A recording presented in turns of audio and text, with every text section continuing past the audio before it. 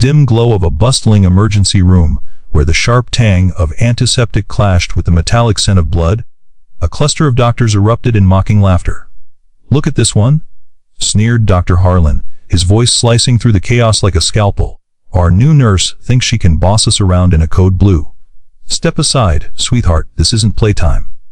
The young woman in scrubs stood frozen, her hands steady on the defibrillator paddles, as the patient's monitor flatlined with a relentless beep that echoed the injustice piercing her soul. But who was this unassuming nurse, dismissed like yesterday's news? And why would a battle-hardened SEAL commander, fighting for his life on that very gurney, soon rise to salute her with tears in his eyes? Stick around, because this tale of hidden heroism will leave you breathless. Hey there, friend. Before we dive into this heart-pounding story, quick question: where in the world are you watching from today? Drop it in the comments below. And if stories like this move you, honoring the silent warriors among us, please hit that subscribe button right now. It means the world and keeps these tales coming. Alright, let's begin. The emergency room of St. Jude's Hospital pulsed with the frantic rhythm of a battlefield, though its walls were sterile white instead of scarred earth. Alarms wailed like distant sirens, and the air hung heavy with the acrid mix of bleach and despair. In the center of it all, amid the whirlwind of white coats and hurried footsteps, stood Elena Vasquez, the new nurse whose arrival had been met with skeptical glances and whispered doubts. She was slight of build, her dark hair pulled into a practical ponytail, her eyes a deep brown that held the weight of unseen storms. But on this night, as a critical patient was wheeled in, a man whose uniform patches screamed, Navy SEAL, the doctor's disdain boiled over into open ridicule. Dr. Harlan, the lead surgeon with his impeccably pressed coat and air of unchallenged authority, barked orders like a general in peacetime. "Clear the way. We've got a hero here. Multiple gunshot wounds, internal bleeding. Nurse, hand me the intubation kit, and try not to fumble it." Elena moved with quiet precision, her gloved hands gliding over the instruments as if they were extensions of her own body. Yet when she suggested, in a soft but firm voice, "Doctor, his vitals suggest tension pneumothorax. We need to decompress the chest immediately," the room fell into a mocking hush before exploding in laughter. "Listen to the rookie," chuckled Dr. Patel, a resident with a smirk that twisted his features. "Thinks she's seen it all after what, a week on the job? Sweetie, we've got degrees from Ivy League schools. Stick to fetching coffee." The other staff, nurses who had been there longer, techs hovering in the shadows, shifted uncomfortably, their eyes darting away. No one spoke up. Elena's face remained impassive, a mask of calm that hid the storm raging within. She felt the heat of humiliation creep up her neck, the sting of their words like salt in old wounds. But she said nothing, her silence a shield forged in fires they could never imagine. Elena's story began not in the fluorescent, lit halls of a hospital, but in the dust-choked valleys of Afghanistan, where the sun baked the earth into cracked armor, and the nights whispered threats of ambush. She had enlisted at 20, driven by a fierce love for her country and a deeper, more personal ache, the loss of her brother, Marco, to a roadside bomb during his second tour. Marco's letters home had painted vivid pictures, the gritty sand that invaded every pore, the metallic tang of gun oil mixed with the sweat of fear, the thunderous roar of helicopters slicing through the sky like avenging angels. Elena had felt it all secondhand, until she couldn't anymore. She joined the army as a combat medic, her small frame belying a resolve as unyielding as the mountains she patrolled. Those years etched scars into her soul that no one could see. She remembered the day her unit was pinned down in Helmand province, the air thick with the sulphurous bite of gunfire, and the coppery reek of blood. Bullets whined like angry hornets, and screams pierced the chaos as comrades fell. Elena crawled through the dirt, her hands slick with mud and worse, dragging a wounded soldier to cover. "Hold on, Ramirez," she had whispered, her voice steady even as her heart hammered against her ribs. She performed a cricothyrotomy under fire, her fingers trembling not from fear, but from the raw urgency of saving a life. That night, as the stars wheeled overhead in a sky indifferent to human suffering, she earned her first commendation, and lost 3 friends whose faces still haunted her dreams. Back home, the transition to civilian life was a quieter war. The VA hospitals overflowed with broken bodies and shattered minds, and Elena pursued nursing to continue the fight. But the memories lingered, the phantom H of phantom limbs she had bandaged. The ghostly echoes of laughter shared around campfires that now felt like betrayals in the face of endless loss. She carried Marco's dog tags beneath her scrubs, a cool metal reminder against her skin, whispering, "For the fallen." Her silence wasn't weakness. It was the armor of someone who had screamed into the void and learned that actions spoke louder than words.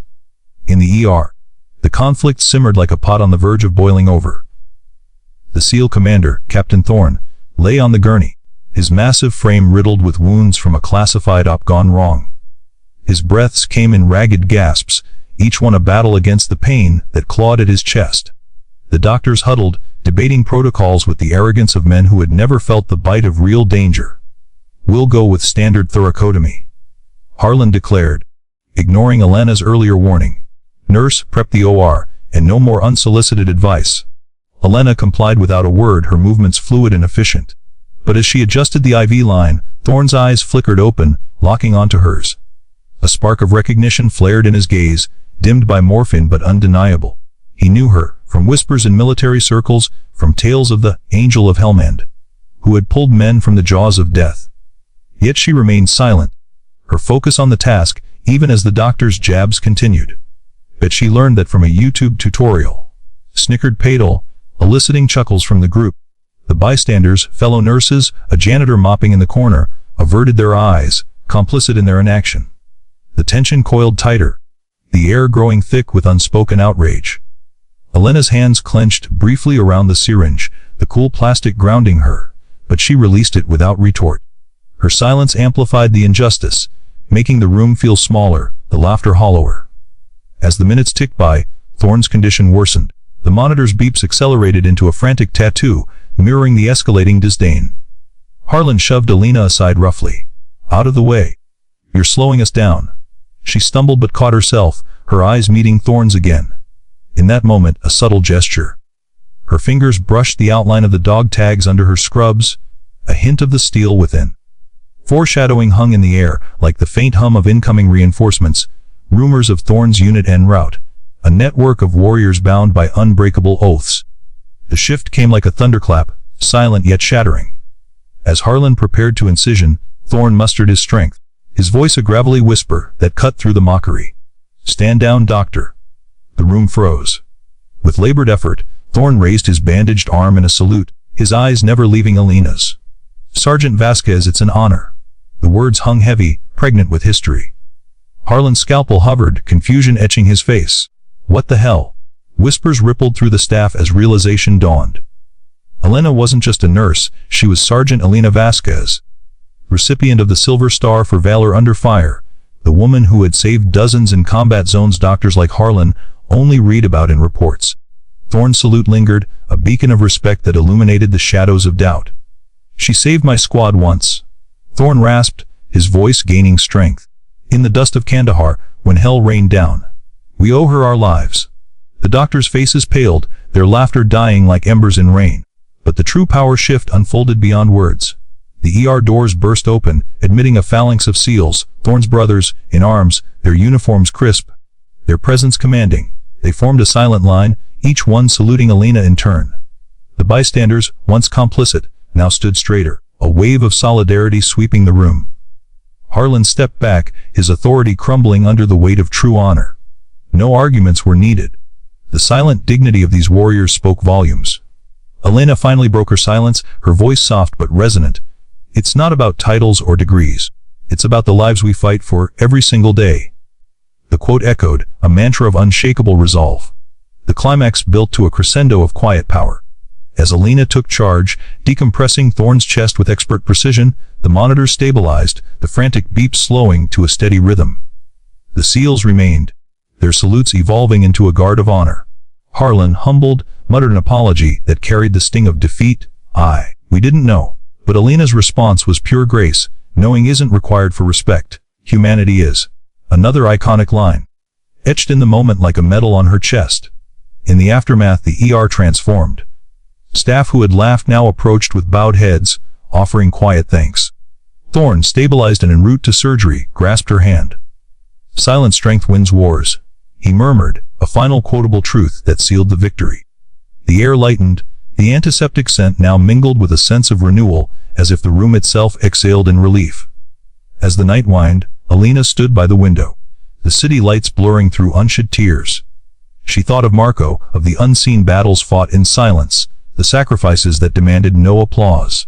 In a world quick to judge and slow to honor, true heroes often wore no capes, only the quiet armor of dignity.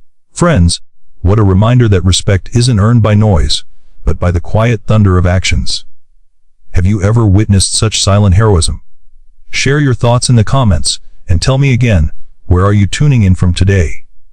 If this story touched your heart, honoring those who serve without seeking the spotlight, smash that like button and subscribe for more tales of unspoken valor. Until next time, remember, the greatest battles are won in silence. Stay strong.